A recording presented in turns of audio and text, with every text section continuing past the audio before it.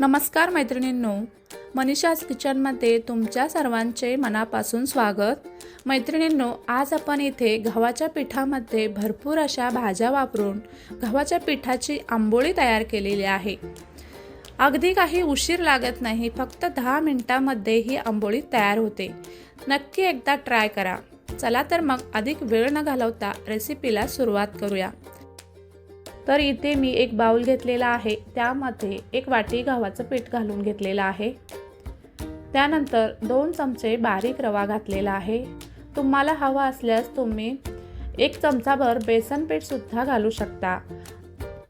त्यानंतर आता एक बारीक चिरलेला कांदा टाकलेला आहे, शिमला मिरची, गाजर, टोमॅटो, हिरवी मिरची, अर्धा चमचा जिरं, अर्धा चमचा ओवा, पाव चमचा हळद, अर्धा चमचा लाल तिखट आणि धना जिरा पूड घातलेले आहे। चवीनुसार मीठ घालायचं आहे, कोथिंबीर।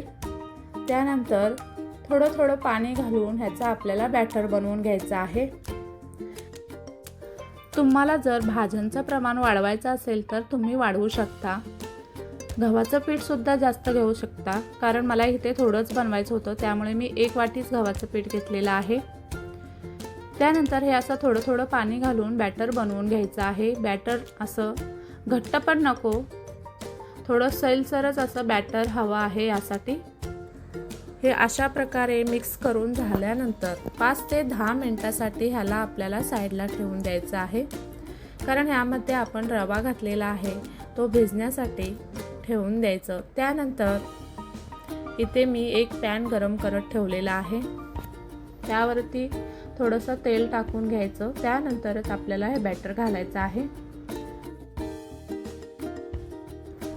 अशा प्रकारे चमच्याच्या सहाय्याने किंवा वाटीने हे बॅटर पॅन वरती घालून घ्यायचं आहे। जास्त जाड सुद्धा हे बॅटर घालायचं नाही, थोडंसं पातळच ठेवायचं आहे। त्यानंतर चमच्याने थोडंसं आपल्याला यावरती तेल लावून घ्यायचं आहे। आंबोळी वरतून सुकल्यानंतरच त्याला पलटी करायचं आहे। हे बघा, अशा प्रकारे आंबोळी उलट पलट करत आपल्याला भाजून घ्यायची आहे। हे बघा, किती सुंदर आपली आंबोळी तयार झालेली आहे। खरपूस अशी आंबोळी भाजून घ्यायची आहे, घाई करायची नाही।